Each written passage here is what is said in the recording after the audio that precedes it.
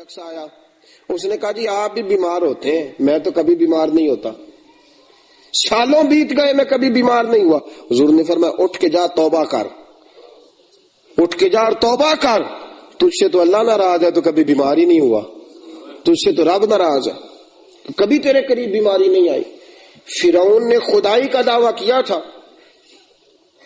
اور 300 سال تک اس کے پیر میں کبھی کانٹا بھی نہیں چبھا تھا, سر میں کبھی درد بھی نہیں ہوا تھا. یہ سزا ہوتی ہے, اللہ ڈھیل دے دیتا ہے بعض اوقات, یاد رکھیں بعض اوقات یہ سزا ہوتی ہے اگر بیماری نہیں ہے تو. لیکن بیماری رحمت بن کے آتی ہے, بیماری شفا بن کے آتی ہے, وہ بندے کی خطائیں لینے کے لیے آتی ہے. اور اگر تو کبھی تھوڑا تھوڑا بیمار رہنے لگا تو پھر سمجھ تجھ پہ فضل ہونا شروع ہو گیا, رحمت کے دروازے تیرے لیے کھلنے لگے ہیں, وہ تجھ پہ مہربان ہو گیا. اللہ کے بندے اکثر علیل رہتے ہیں, اکثر ان کی طبیعتوں میں کمزوریاں رہتی ہیں, اکثر بیمار رہتے ہیں, اور بزرگوں کے حالات پڑھیں تو پتہ چلتا ہے کہ کہیں کہیں کہیں کہیں کچھ نہ کچھ معاملات زندگی کے ساتھ رہے. ساتھیوں یاد رکھیے گا یہ تو علامت ولایت ہے, یہ تو اللہ کا بندہ ہونے کی علامت ہے. بیماری کا آنا, کمزوری کا آنا, کہیں کہیں تکلیف کا آنا گھر میں, یہ کوئی ایسی بات تو نہیں. اور پھر بیمار کو پرہیز بھی کرنی چاہیے, بیمار کو سبحان اللہ. اب ہمارا مزاج ہے نا یہ لنگر دا حلوہ ہے جنہ مرضی کھاؤ, یہ کدھر سے نکالا جی آپ نے, یہ کیا بات ہوئی جی, یہ تسی جی کرو اللہ رسول دا نام ہے, یہ کیسی بات ہے جی بھائی, یہ کس نے آپ کو کہاں سے نکلی ہے یہ چیز. الحمدللہ میں لنگر کا قائل ہوں, لنگر پکتا ہے, کھلاتے بھی ہیں کھاتے بھی ہیں, لیکن ایک بات یاد رکھیں, حضرت علی المرتضیٰ کی طبیعت علیل تھی, ایک جگہ پہ حضور کے ساتھ مہمان ہوئے, وہاں کھجوروں کی بنی ہوئی کوئی چیز پکی, حضرت علی نے کھانا چاہی, حضور نے منع فرما دیا, میں تیرے لیے بہتر نہیں, تیرے لیے بہتر ہے جس اللہ رسول کا نام لے کے ہم کھائے جا رہے ہیں اور وہ چیز ہمارے لیے مضر صحت ہے, وہی تو رسول پاک اپنے سامنے بٹھا کے منع فرما رہے, تو میں تیرے لیے ٹھیک نہیں. اور پھر ان کے گھر میں سرکہ بن کے آیا, حضور نے فرمایا علی اس میں سے کھاؤ, یہ تمہارے لیے بہتر ہے. اس لیے کہ حضور سب سے بڑے طبیب ہیں کائنات کے, رسول پاک کائنات کے سب سے بڑے, اور ڈاکٹر تو نسخے بدلتے رہتے ہیں نا, ڈاکٹر صاحب کے پاس دوائی لینے جاؤ, اگلے دن جاؤ جی ٹھیک, میں نے دوائی بدل دی, اب آپ ٹھیک ہو جائیں. بخاری شریف کی حدیث ہے, میرے حبیب پاک کے پاس ایک شخص, یا رسول اللہ میرے بھائی کو دست آ رہے ہیں, حضور نے فرمایا جا جا کے شہد پلا. آیا, کہا یا رسول اللہ کو زیادہ ہو گئے ہیں, حضور نے فرمایا جا شہد پلا جا کے. پھر آیا, کہا حضور بڑھ گئے ہیں, فرمایا تیرے بھائی کا پیٹ جھوٹ بولتا ہے, اللہ کا نبی سچ کہتا ہے, تیرے بھائی کا پیٹ جھوٹ بولتا, اللہ کا نبی سچ, جا جا کے شہد پلا. وہ کہتے ہیں گیا جا کے شہد پلایا, اللہ نے شفا عطا فرما دی. حضور علیہ الصلوۃ والسلام طبیب اعظم رسول کریم صلی اللہ تعالی علیہ وسلم نے منع فرمایا, یہ تیرے لیے بہتر نہیں ہے, تو اسے استعمال نہ کر. تو یہاں اس بات کو ذہن کے اندر رکھیں کہ جو چیزیں اللہ تبارک و تعالیٰ کی پیدا کردہ چیزیں ہیں, تو جس طرح بہت ساری چیزوں کو اللہ نے مسلمانوں کے لیے ویسے ہی حرام قرار دے دیا ہے, اگر آپ کی طبیعت ٹھیک نہیں ہے اور کچھ چیزیں آپ کے لیے مضر صحت ہیں تو دین اس کی گنجائش دیتا ہے آپ کو, اس پر پورے دلائل رکھتے ہیں ہم کہ ان چیزوں کو نہیں استعمال کرنا چاہیے, رب رسول نے منع فرمایا. تو ہم اگر بے دھڑک ہو کے خود اپنا نقصان کریں گے تو یہ بھی تو ایک بات بری ہے نا. وہ ایک روایت میں آتا ہے کہ 10 آدمی, فتوح شام نے لکھا ہے کہ جب حضرت سعد بن ابی وقاص رضی اللہ تعالیٰ عنہ کی سرپرستی میں یرموک کا جو ہے وہ مارکہ فتح ہوا ہے, تو وہاں 10 آدمی تھے جو پیاس سے تڑپ رہے تھے.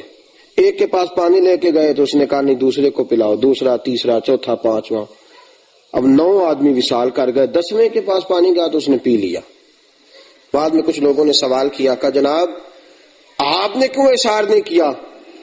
تو انہوں نے کہا کہ کیونکہ میرے پہلے 9 ساتھی شہید ہو چکے تھے, اب میرے پاس بندہ کوئی نہیں بچا تھا اشار کرنے کے لیے, اب اگر میں پانی نہ پیتا تو خودکشی ہوتی, اب خودکشی ہوتی, اب اگر میں نہ پیتا اور اللہ کی بارگاہ سے سزا دیا جاتا. اس لیے دینی معاملات جو ہیں ان کی جو حدود ہے ان کو وہاں تک رکھا جائے گا. ہم اپنی مرضی سے اپنی ذات کے لیے، نفس کی خواہش کے لیے دین کی تشریحات، توضیحات، تعبیرات کو نہیں بدلیں گے. جہاں تک معاملہ ہے اس کو وہیں تک محدود کیا جائے گا. تو جو پرہیز کرنے کا ڈاکٹر حکم دیتا ہے، بتاتا ہے کسی کو، اور طبیب اس کو بتلاتا ہے کہ یہ چیز تیرے لیے اچھی ہے یہ بری ہے، اس کو پرہیز کرنا چاہیے، اس لیے کہ جان اللہ کی نعمت ہے، یہ رب کریم نے اس کو عطا فرمائی ہے، اس کی حفاظت کرنا اس کے لیے ضروری ہے. میرے ساتھیو، تیمارداری، بیمار کے بارے میں جو احکامات ہیں.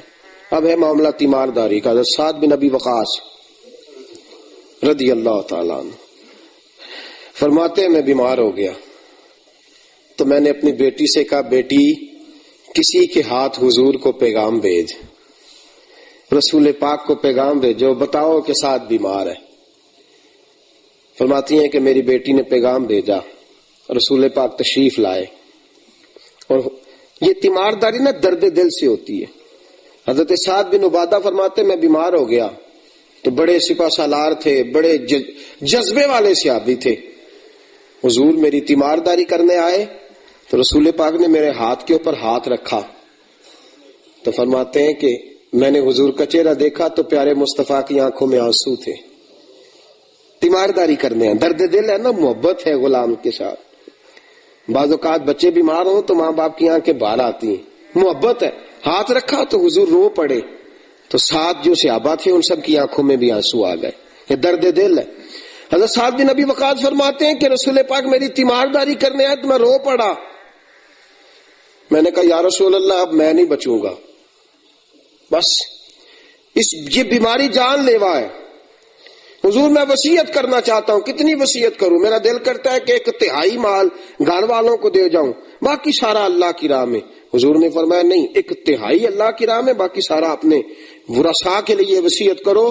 اور جہاں تک تمہارے جانے کا خیال ہے فرمایا اللہ تمہیں شفا بھی دے گا اور زندگی بھی عطا فرمائے گا. جہاں تک تمہارے جانے کا خیال ہے اور تمہاری اس بات کا تعلق ہے کہ اب نہیں بچوں گا، اللہ شفا بھی عطا فرمائے گا اور زندگی بھی عطا فرمائے گا. حضرت سعد بن ابی وقاص فرماتے ہیں حضور کے وہ جملے تھے، ساڈے نبی دی زبان ساڈے واسطے قرآن، رسول پاک کے وہ فکر اثر بن کے دل پہ لگے. اللہ نے مجھے شفا بھی عطا فرمائی اور حضور کے بعد کئی سالوں تک اللہ نے زندگی عطا فرمائی. کئی سالوں تک رسول پاک علیہ الصلوۃ والسلام کے بعد تو بڑی جلدی دل چھوڑ جانا بیماری کے عالم میں، یا لواحقین کا یہ کہہ جانا کہ بس بھائی اس کی بھی اجازت نہیں ہے. ہم کیا کریں گے؟ ہمارا جو مریض ہوگا اس کو تسلی دیں گے. اگر وہ کوئی ایسا جملہ کہے گا بھی تو ہم اس کو جواب میں سمجھائیں گے کہ شفائیں اللہ کے پاس ہے، وقت اللہ نے مقرر فرمایا ہے. اللہ تبارک و تعالی ہی اس وقت مقررہ پر سب کے ساتھ یہ معاملہ کرے گا. ضروری نہیں. اعلیٰ حضرت رحمت اللہ علیہ فرماتے ہیں کئی دفعہ ایسا ہوتا ہے کہ بیمار تندرست ہو جاتا ہے اور تیماردار کا وقت آ جاتا ہے، وہ رخصت ہو جاتا ہے، بیمار تندرست ہو جاتا ہے، اس کو شفائیں مل جاتی. تو یہ کوئی ضروری نہیں کہ جو بیمار ہے وہی جانے والا ہے. یہ تو سب کو تیاری رکھنی چاہیے.